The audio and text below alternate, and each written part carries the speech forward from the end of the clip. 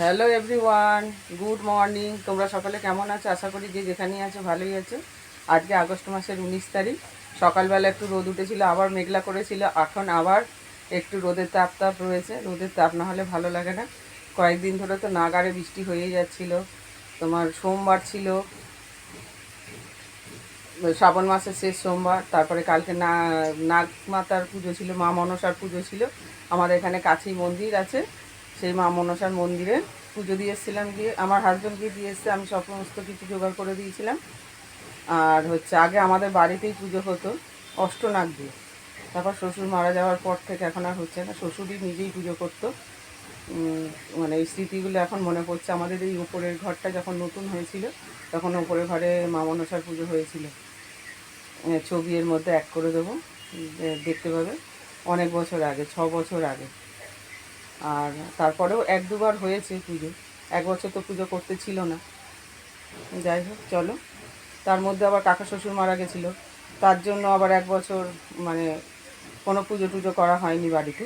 এই বছর আবার হবে, আগের বছর কিছু হয়নি। আর এদিকে মাছ আনা হয়ে গেছে বাজার থেকে, চা খাওয়া হয়ে গেছে, ভাত বসিয়ে দিয়েছি, ভাতের জল গরম করতে দিয়েছি, তো চাল ধুয়ে দেবো। আর বরবটি আলু ভাজা বসিয়েছি। আর বাজার থেকে এখন মাছ আনলাম, সিলভার কাপ বড় একটা 1 কেজি ওজনের। আর শাপলা এনেছি। কদিন ধরে শাপলাটা দেখে দেখে ফেরত আসছি। বাড়িতে অন্য কিছু সবজি রয়েছে, সেই জন্য রেখে দিলেও তো থাকবে না। শাপলাটা সে কালকে যদি করি তাহলে নরম হয়ে যাবে। তাও আজকে ইচ্ছা হলো, নিয়ে চলেই এসছি, শাপলা ভাজা করি।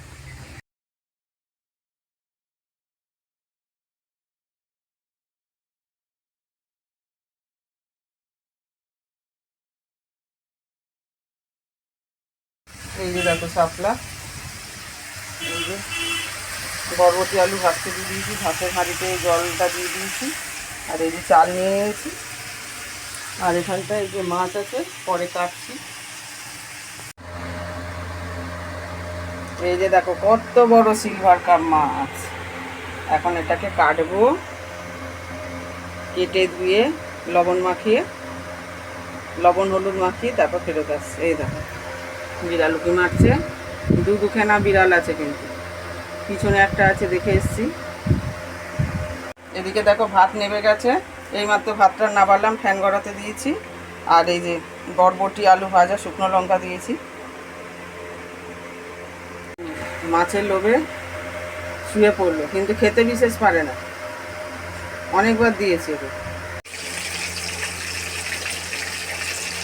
অনেকক্ষণ পর আবার ভিডিও করছি। মাছ কাটতে ধুতে তো আমার প্রচুর সময় লাগে। তারপর বটি ধুলাম, ব্যাগ ধুলাম, তারপরে আঁশগুলো মুছলাম বারান্দাটায়।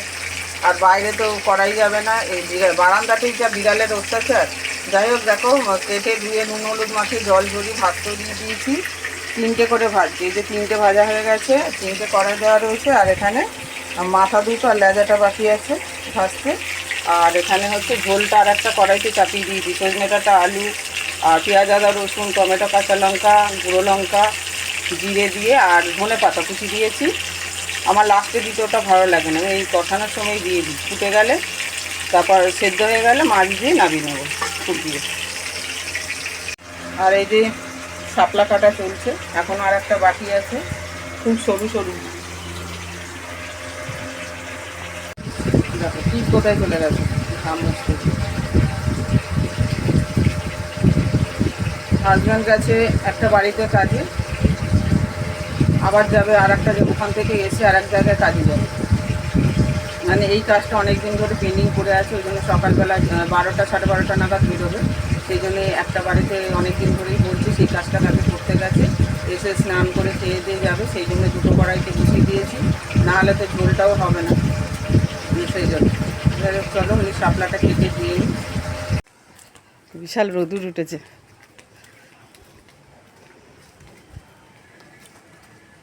এখান থেকে কি টোটো করে যাবে? আবার ঠাকুর প্রণাম করছি। টোটো করে যাও।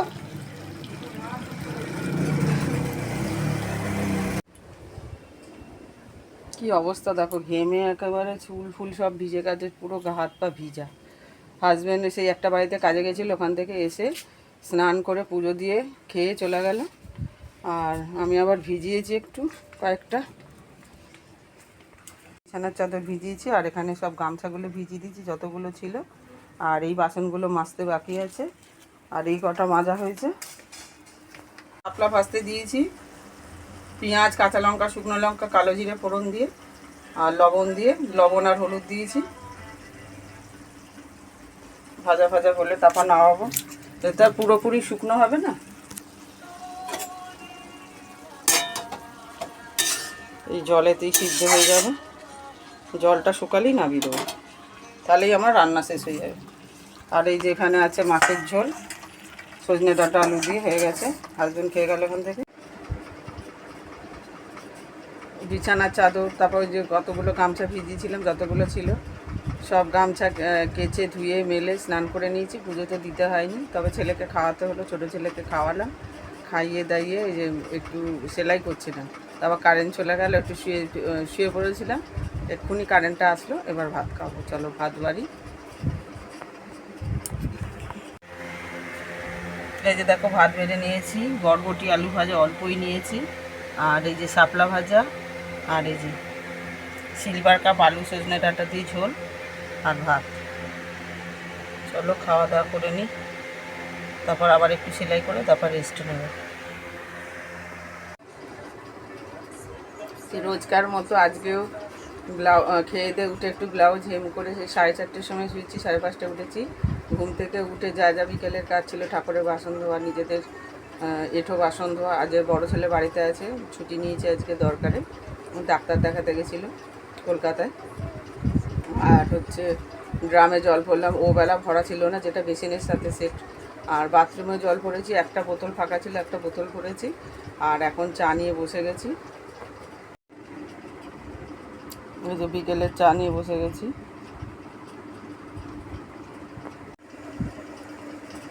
শুভ সন্ধ্যা বন্ধুরা। আর এই যে পড়তে চলে এসছে, 10-15-20 মিনিট হয়েছে। আর এই যে দেখো কোশ্চেন অ্যান্সার লিখে দিচ্ছে, আর ওকে ছড়া লিখতে দিয়েছি, আর এই যে প্রশ্নের উত্তর লিখে দিয়েছি।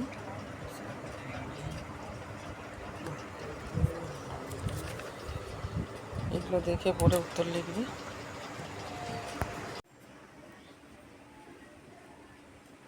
কি সুন্দর জবা ফুল ফুটেছে দেখো, সাদা জবাই এখন ভালো সার্ভিস দিচ্ছে।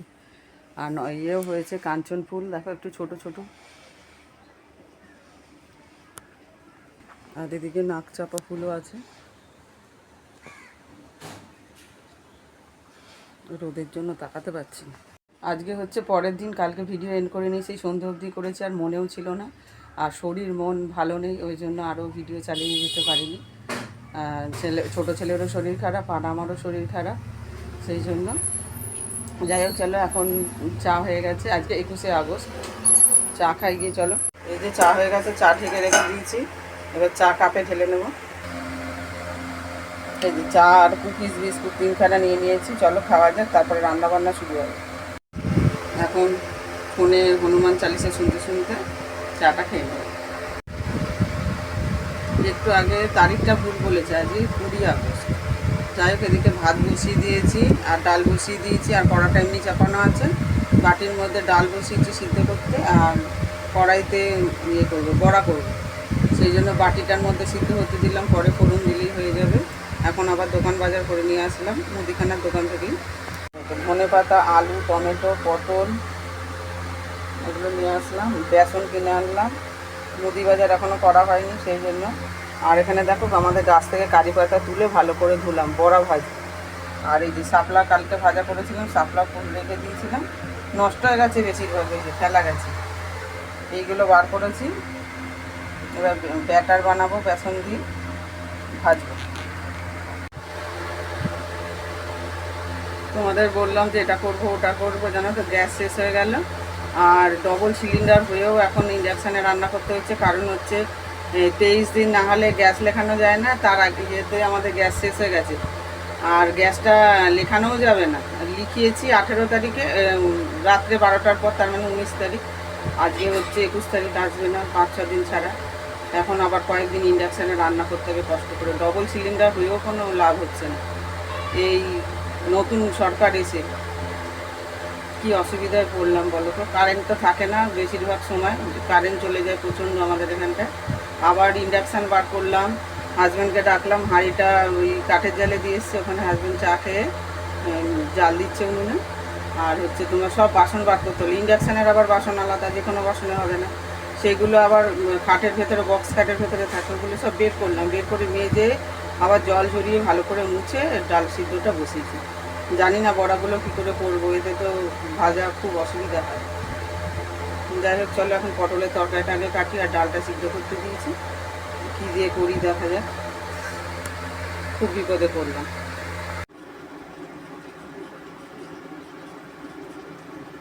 এই যে দেখো ভাত হয়ে গেছে, ভাত আজকে নরম হয়ে গেছে, কারণ অর্ধেকটা গ্যাসে হয়েছিল তো, আর কাঠের গরম হতে হতেই গ্যাস হয়ে গেছে। আর এই যে দেখো পেঁয়াজ ফোড়ন দিয়ে মুসুর ডাল হয়েছে।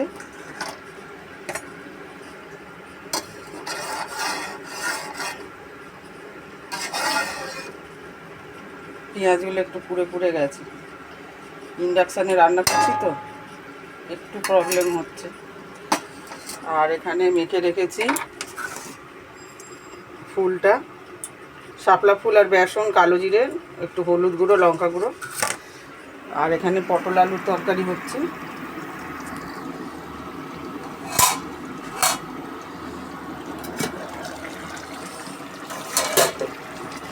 আর একটু বাকি আছে।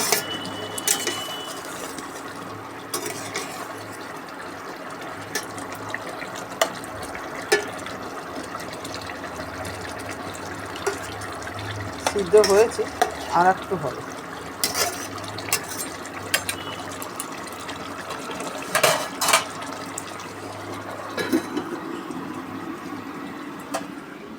হাত ধুয়ে নিই।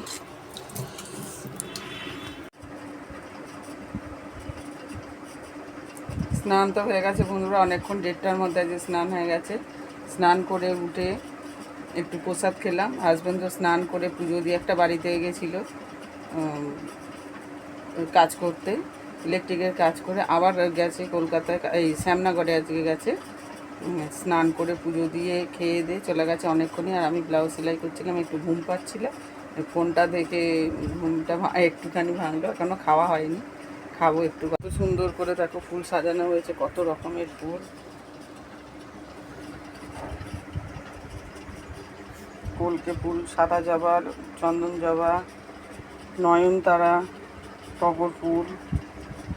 হাজব্যান্ড খুব সুন্দর করে সাজিয়ে পুজো দিয়ে গেছে।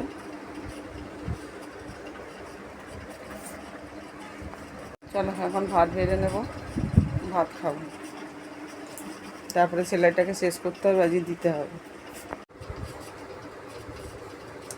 ছেলেকে খাওয়ালাম, খাইয়ে দেয়, তারপর আমি খেয়েছি, আর ভিডিও করা হয়নি। এই খেয়ে দিয়ে উঠলাম, খেয়ে দিয়ে উঠে আবার ব্লাউজ নিয়ে বসে গেছি, যতক্ষণ না কমপ্লিট হবে শান্তি নেই, মানে কমপ্লিট করে দিয়ে আসতে হবে। আবার মেক করে এসছে আকাশে। মোবাইল ধরার তো টাইমই পাচ্ছি না, ব্লাউজ হেম করছিলাম, তার মাঝখানে মাঝখানে সমস্ত কাজ করেছি, শুধু ঠাকুরের বাসনগুলো ধোয়া বাকি, কারণ আমাদের রাত্রে ওটা ঠাকুরকে খেতে দেওয়া হয়, শয়ন দেওয়া হয়, সেই জন্য।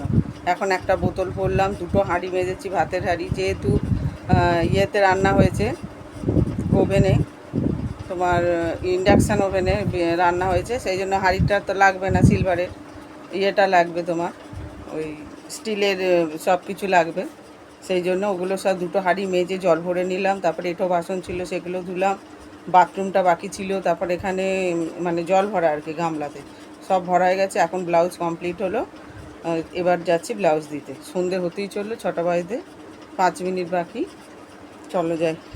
আর আজকে থেকে পড়ানো নেই, অনেক দিন আসবে না পড়তে, মামার বাড়ি যাবে, পরীক্ষা শেষ হয়ে যাচ্ছে, আর রাখিও আছে, সেই জন্য। আর ওরা তো অবাঙালি। এই যে দেখো সন্ধ্যেবেলার টিফিন,